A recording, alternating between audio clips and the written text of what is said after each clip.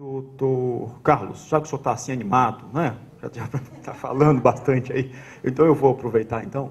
Eu estou do outro ponto da corda. O meu nome é Juliano e eu sou servidor aqui do TJ, certo? Então vocês estão todos reclamando do que sai de lá, não é? Muito bem, eu só queria discutir com o senhor o seguinte, essa história de que peremptoriamente a pessoa, por o remédio não estar nos protocolos do Ministério da Saúde, a pessoa não tem o direito de receber esse medicamento, né? Na audiência pública da saúde lá do Supremo, o meu pressuposto está correto? Equivalente de eficácia comprovada, como é o meu caso concreto do interferon. Muito bem, então vamos ver o caso concreto. O sujeito tem uma doença e tem um medicamento lá no protocolo do Ministério da Saúde previsto, só que esse remédio não é eficaz para ele.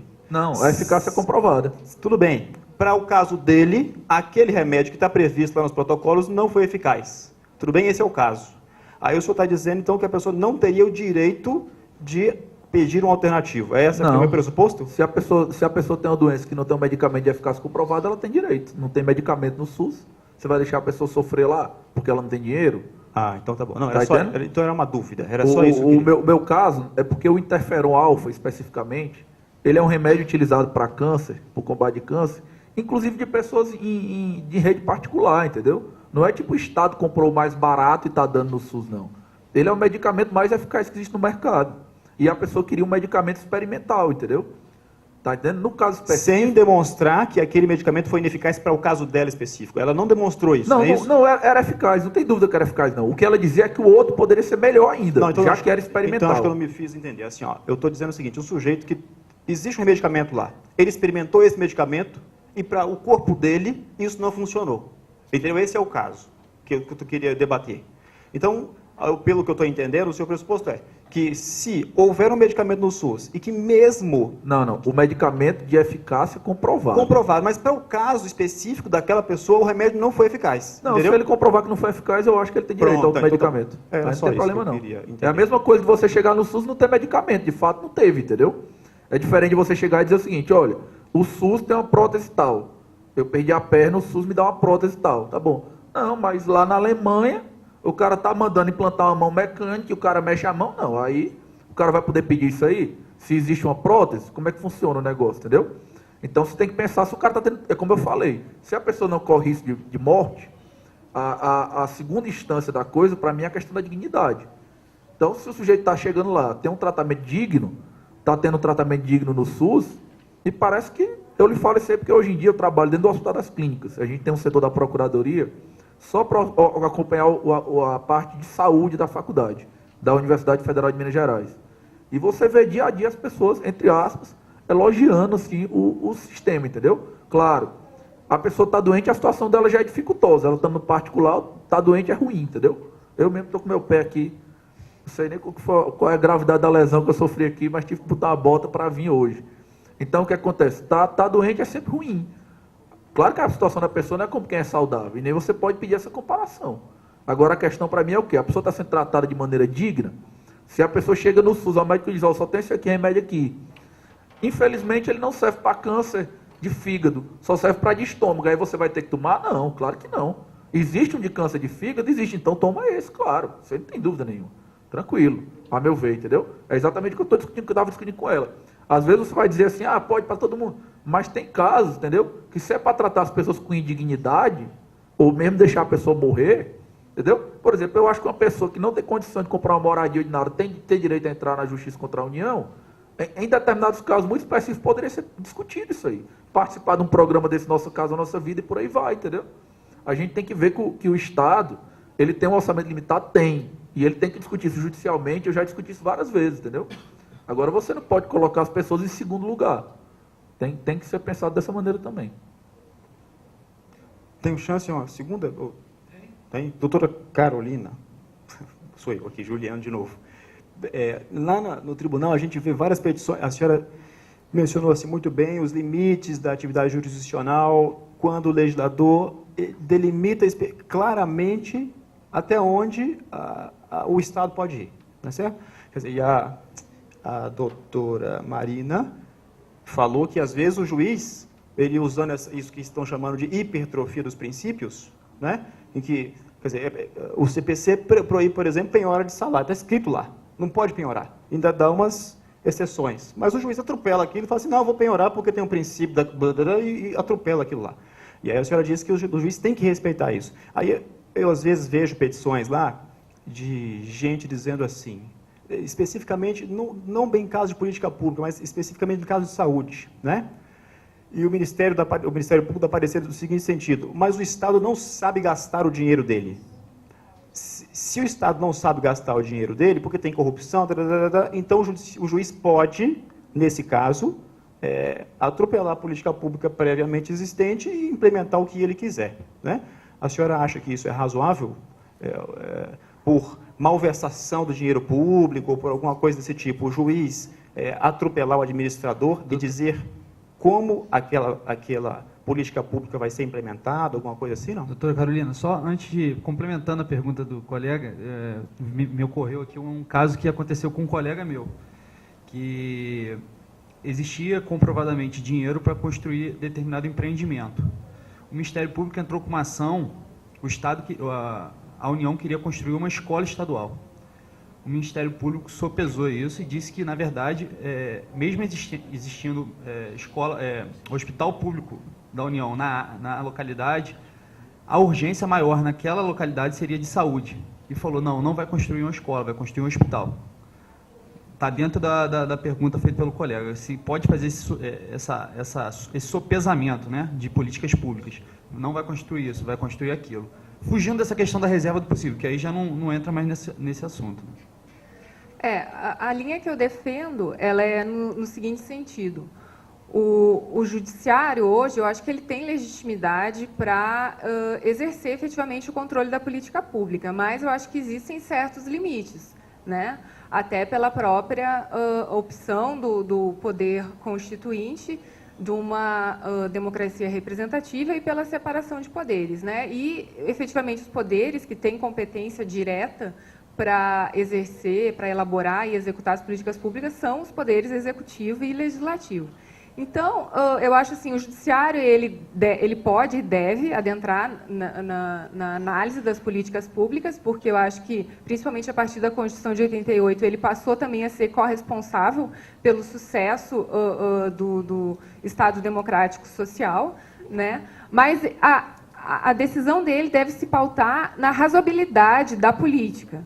Ou seja, ele vai ter que analisar se aquela política que foi implementada é razoável ou não, né? Agora, o juiz não pode querer substituir a noção dele de bem-estar social pela decisão do legislador, entendeu? Aí eu já acho que já extrapola, e é nesse sentido que eu considero que há o ativismo judicial, né? Quando o juiz ele adentra na política, alterando a política e querendo impor a sua noção de bem-estar social, né? Ainda que a decisão do legislador tenha sido uma decisão razoável e adequada, né? Então, eu acho que nesse caso específico que você mencionou, acredito eu, que se o juiz entende que não é o caso de se construir uma escola, mas sim um hospital, aí teria que analisar o caso concreto. Teria que analisar efetivamente como é que essas políticas públicas estão sendo implementadas nessa localidade para ver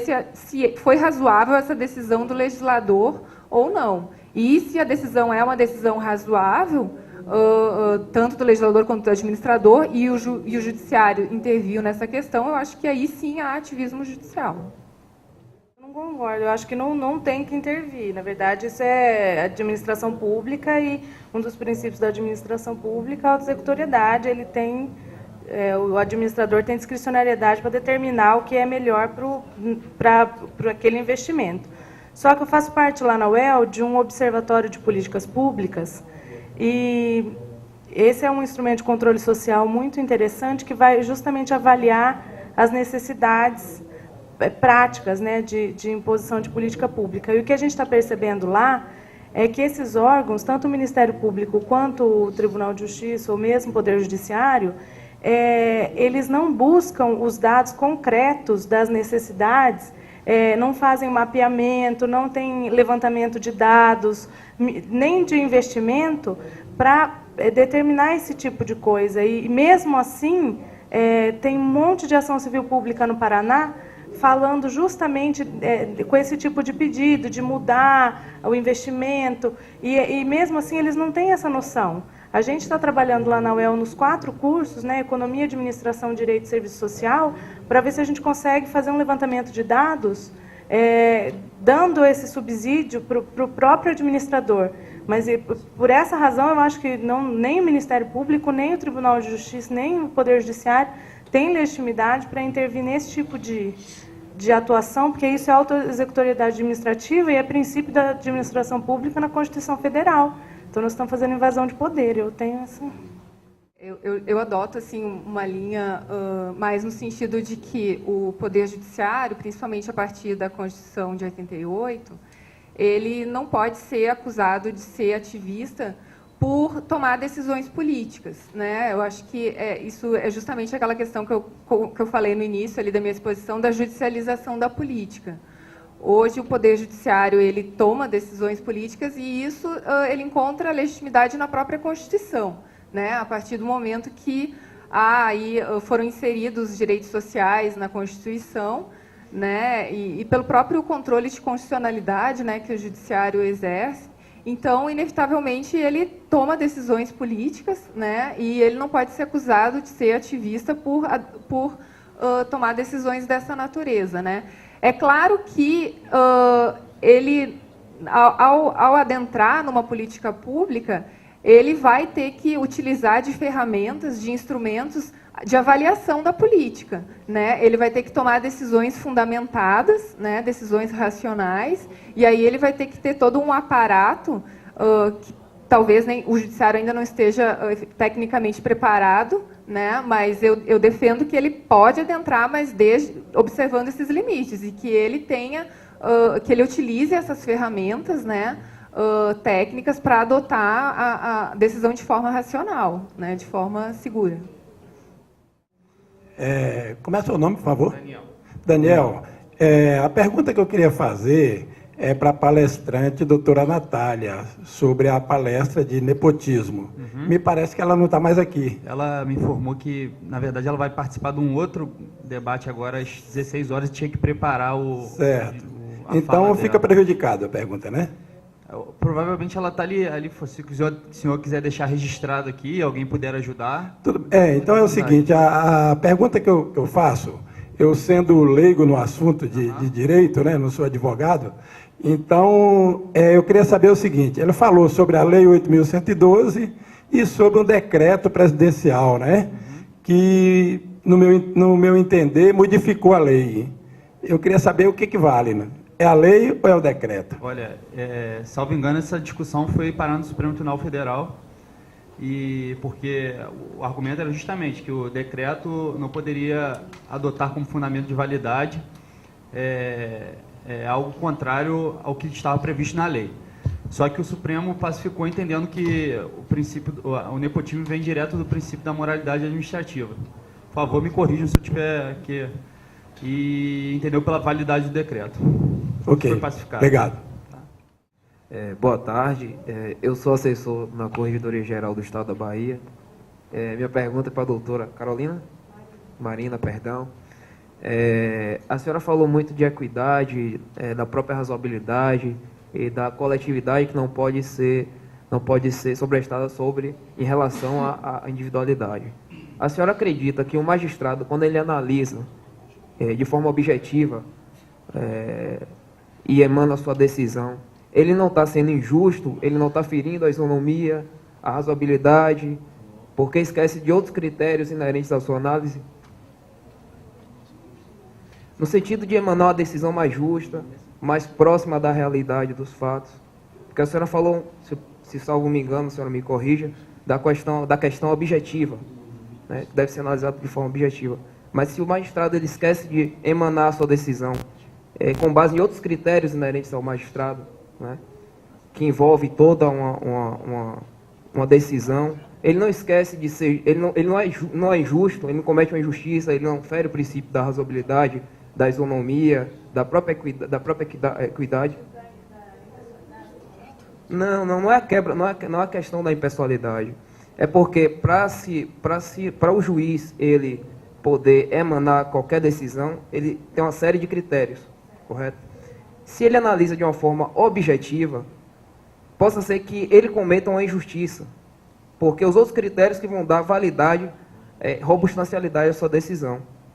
Então, a senhora acredita que, se ele analisa de forma objetiva, ele não está cometendo uma injustiça? Não está sendo desarrazoado a sua decisão? Então, daí a gente tem que ver qual é o conceito de justiça que você está adotando. Porque, assim, quando eu falo estabelecer uma decisão e sob critérios objetivos, é no sentido de prestigiar aquilo que é critério legal, aquilo que é princípio de direito, e não o emocional, que normalmente é o que aflora nessas decisões mais drásticas. Eu sou um pouco fria, o meu pai é emergencista e a minha mãe é enfermeira, então, assim, nas questões de emergência e de vida e morte, eu tenho uma leitura um pouquinho diferente, um pouquinho mais fria, justamente pela situação que eu passei sempre na minha casa, e aí, quando eu falo critérios objetivos de decisão, por exemplo, o juiz tem uma metodologia, ele usa um método de decisão, que é assim, ele sempre vai decidir usando aquele mesmo sistema de raciocínio. Isso é técnico e lógico, jurídico, e aí você tem a condição de saber como ele vai reagir a uma demanda. Então, não fica a critério do dia. Ele tem um método, aquele juiz tem um método que é fundamentação X, utiliza aquela linha, e a gente não vê isso. Por exemplo, eu digo, a confusão numa decisão judicial entre responsabilidade objetiva e culpa presumida. Isso é um fundamento básico, um instituto jurídico básico. Quando um ministro do Supremo Tribunal Federal confunde, ou do STJ, confunde culpa presumida e responsabilidade objetiva, a gente tem uma crise, porque ele não está usando o método.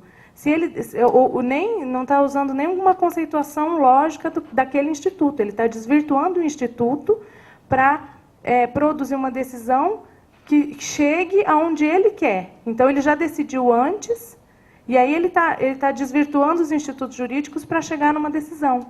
E aí é nesse sentido que eu falo de um critério objetivo de decisão, é você usar os institutos jurídicos, traçar um panorama, você traça um panorama fático e decide aquilo com base na estrutura normativa que a gente tem.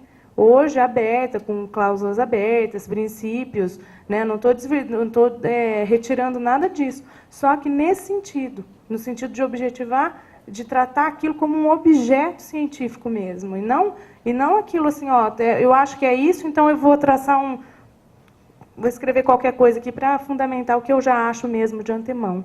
Então, acho que falta isso, é nesse sentido que eu falei de critério objetivo de decisão. Boa tarde, meu nome é Valéria Porto. Eu sou do Ministério do Planejamento, mas esse assunto falo com bastante tranquilidade, porque eu estive no Judiciário na última década, em Tribunal Superior. Então, quantas vezes já discutimos, eu não tenho essa preocupação, devo confessar aqui, se tem culpado, se não tem, no ativismo judicial. Concordo que existe uma diferença entre a judicialização, que para mim é um processo natural, depois da Constituição de 88, com os princípios, com os direitos fundamentais, direitos sociais, etc. Agora vamos focar no ativismo judicial. Eu sempre me pergunto assim, o que não é o mandado de injunção e a por omissão, a de por omissão, a não ser instrumentos que dizem, ok, estão constitucionalizando o ativismo judicial. Acho que o importante aqui é colocar, como foi dito aqui por um dos debatedores, que qual é a extensão da omissão, analisar a omissão, para ver até que ponto que vai. E essa discussão, quer dizer, é que você começa a ter discussão. A decisão, ela levou em conta a questão econômica da decisão. A gente já teve tantas discussões entre a economia e o direito, que vai na pergunta aqui do nosso colega aqui do planejamento, porque quando eu saí lá do Supremo, que todo mundo é o direito individual, são os direitos fundamentais, tudo é o direito, é o canutilho, a alexia, todo mundo, são as 3 perguntas, é adequado, é necessário, a proporcionalidade em sentido estrito, você chega aqui no Executivo e fala assim, não tem orçamento para isso. Então, quer dizer, são dois mundos que têm que ser analisados e as pessoas realmente não estão conversando. Então, eu vejo muito mais como uma acomodação aí da separação de poderes, que as pessoas vão ocupando espaços vazios. Espaço vazio é ocupado, ou por um lado ou por outro. Por isso que eu sempre defendo, não é questão de culpabilidade, como você colocou, mas a questão de estamos fazendo as políticas públicas de maneira adequada, de maneira a diminuir ou a evitar a judicialização, que eu acho que é muito mais essa questão. Obrigada. Tem uma diferença fundamental quanto à questão do ativismo e a do mandado de injunção, porque no caso do mandado de injunção você você tem uma verdadeira ambição do poder legislativo, né? Uma coisa é eu chegar e dizer o seguinte: quando eu escrevi minha dissertação de mestrado, por exemplo, estava em julgamento exatamente a questão do mandado de injunção do direito de greve dos servidores públicos, né, que foi o que abriu o precedente para, entre aspas, concretização, que ainda está em cima do muro, né? Ainda tá um negócio meio em cima do muro. Não ficou concreto como eu acho até que deveria ser, mas melhorou bastante como era antes. Então a coisa é dizer o seguinte: eu sou servidor público, quero fazer greve. O meu próprio empregador não manda a lei, não regulamenta, e eu não posso fazer greve, meu direito fundamental está cerceado. E aí eu vou no judiciário dizer o seguinte: olha, eu quero saber o seguinte, quais são os parâmetros para fazer greve? Porque a Constituição diz que eu tenho direito, a lei deveria fixar os parâmetros, não fixou, então eu quero exercer isso aqui agora. Então não existe aquilo ali. Outra coisa é a Constituição dizer: o Estado deverá constituir o SUS. Aí o Estado constitui o SUS. O Estado tem que ter uma lista de medicamentos. Aí o Estado tem uma lista de medicamentos. Aí vem o juiz e diz: não, eu não gosto dessa lista de medicamentos. A lista de medicamentos é outra. Então não é a mesma coisa. Assim, existe uma diferença fundamental aí, certo? Porque existe realmente uma margem de discricionariedade que é indiscutível. Não tem como sair disso aí, entendeu? Apesar de que eu acho que mesmo quando a medida já foi tomada, existe uma margem que o judiciário pode discutir, entendeu? Eu discordo um pouco do que a colega falou aqui quanto àquele negócio de o Ministério Público pode entrar na justiça dizendo que não era para construir uma escola e sim um hospital. A priori não. Eu entendo que isso é uma questão de política pública. E se eu fui eleito prometendo construir 30 escolas? Aí eu vou construir minhas escolas e o Ministério Público não deixa? Mas eu fui eleito para aquilo, eu tinha um play de campanha. Agora, outra coisa é o Ministério Público entrar na justiça e dizer o seguinte: olha, eu estou com os dados aqui, certo? Do último censo, do último levantamento, e esse bairro aqui, sei lá, ele tem 50 vagas a mais do que precisa de escola. Aí eu vou fazer outra escola? Aí não. Aí tudo bem, é uma questão de razoabilidade, como a senhora mesmo colocou, a questão dos subprincípios do princípio da proporcionalidade, vai bater em quê? Vai bater na adequação. A medida é adequada? Ela é necessária? Não é. Já estou comprovando que já tem isso aqui, aí tudo bem, vamos investir em outra coisa, é perder dinheiro. Agora, eu preciso de escola, eu preciso de hospital. O Ministério Público vai escolher qual é o que é mais necessário? Ele não pode fazer isso não, certo? Ele não pode. Ele pode fazer o seguinte: entrar na justiça e dizer: olha, no hospital tal, tinha que ter 2 leitos de UTI e não tem. E todo dia todas as pessoas na fila morrendo. Manda abrir os leitos de UTI, é outro problema. Agora, eu vou construir uma escola, eu vou construir um hospital, depois que o cara decidiu ele entrar na justiça, se não houver um caso extremo desse, como eu estou comprovando aqui, que a gente tem vaga sobrando na escola, eu vou construir outra escola. Aí não.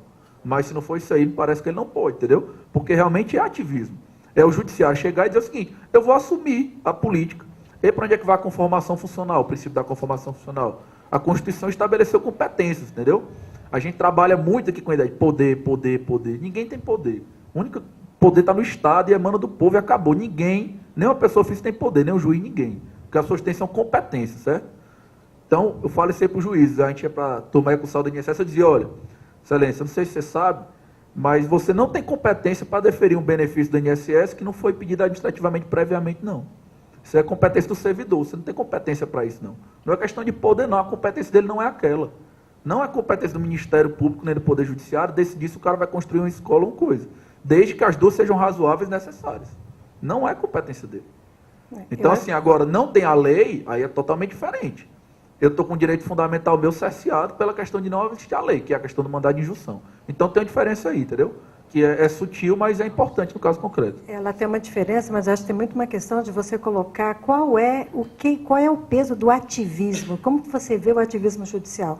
Como uma coisa ruim, pérfida, errada, ou simplesmente como uma proação, uma proatividade do judiciário? Mas o que eu vejo também uma confusão muito grande de conceitos depois de 88, que nós tivemos novos conceitos de cidadania. A mesma coisa de perguntar, o que é um preceito fundamental? Como é que você entra com uma DPF? Quer dizer, quantas pessoas têm essa dúvida? Até os próprios juízes, como analisar um preceito fundamental. Então, eu só estou querendo dizer que eu vejo uma maneira muito mais tranquila de acomodação de poderes, que isso tem que simplesmente ser usado para você avaliar competências, para ver o que foi, tem gente deixando de fazer. Eu só vou dar um exemplo aqui, já que é da Casa de Saúde. Quando no Supremo, nós recebemos uma STA, uma suspensão de tutela antecipada, porque a pessoa tinha ganhado o direito de tomar Viagra. E ele dizia, com o princípio do quê? Eu tenho direito à dignidade, eu tenho direito a constituir família, e a ministra deu.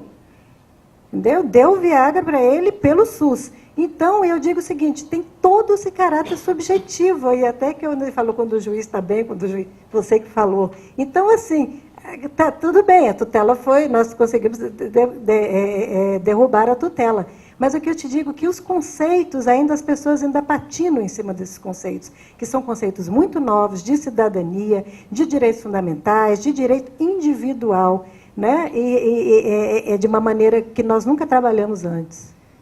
Obrigada. Vou fazer aqui um esclarecimento, porque, na verdade, você falou que não concorda comigo, mas você falou exatamente o que eu falei aqui, que no sentido assim, o Ministério Público não disse que ele pode substituir uma política por outra, né? E nem o Judiciário. Na verdade, ele vai averiguar, ele vai analisar a política em termos de adequação, razoabilidade daquela política. Então, é claro, se tiver 50 escolas constituídas no município, né, ele não pode determinar que seja construída mais uma escola ao invés de um hospital. Né? E isso não pode, isso é ativismo judicial. Então, quando eu falo que o Ministério Público e o Judiciário podem adentrar na política pública, é justamente que eles devem analisar como a política está sendo implementada em determinado lugar. Né? E se a política eventualmente for desarrazoada, né, aí há a legitimidade do Poder Judiciário e do Ministério Público se miscuírem na política. Né? Mas não substituir, o juiz não pode substituir a sua noção de bem-estar pela noção do administrador e do legislador, aí é ativismo. Né? Mas agora, quando a política ela é desvirtuada, ela é feita de uma forma desarrazoada, aí eu acho que tanto o Judiciário quanto o Ministério Público não só podem, como devem intervir. Eu acho que é mais ou menos nessa linha que você defende também, né? Prezados, queria agradecer, o debate foi extremamente enriquecedor. Conseguimos, principalmente aqui no final, levantar uma série de questões que atormentam a todos no Serviço Público Federal e Serviço Público em geral. Até como homenagem a esse debate rico, o Ciclo de Gestão quer fazer uma homenagem aos debatedores, aos palestrantes que aqui falaram.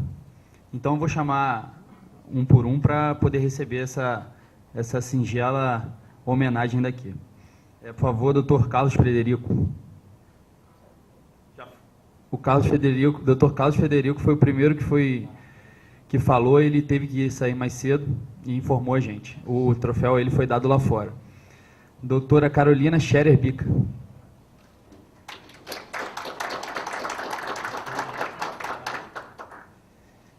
Dr. Carlos Marden Cabral Coutinho.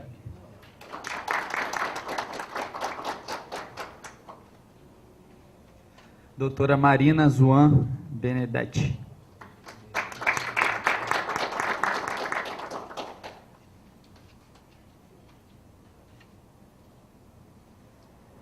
A última palestrante também precisou sair um pouco mais cedo, foi entregue a homenagem para ela lá fora.